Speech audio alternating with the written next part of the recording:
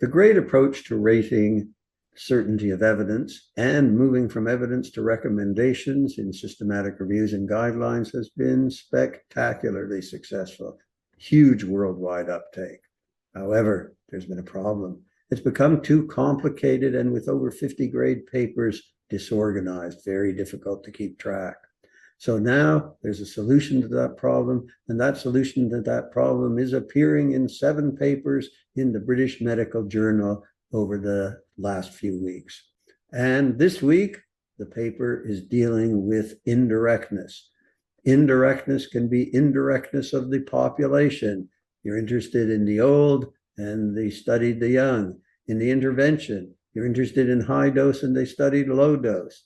In the comparator, you are interested in standard care in your setting, but they've looked at standard care in a very different setting. Or indirectness of outcome. You, as you should be, are interested in the outcomes that patients considered important, but the studies have only looked at surrogate endpoints, and as a result, you have indirectness. I'll give you one example from my clinical practice.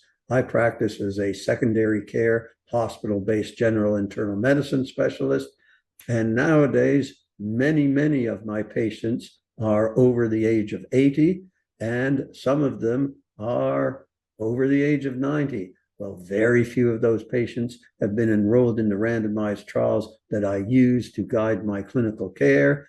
And as a result, those randomized trials in younger patients provide only indirect evidence for my older patients.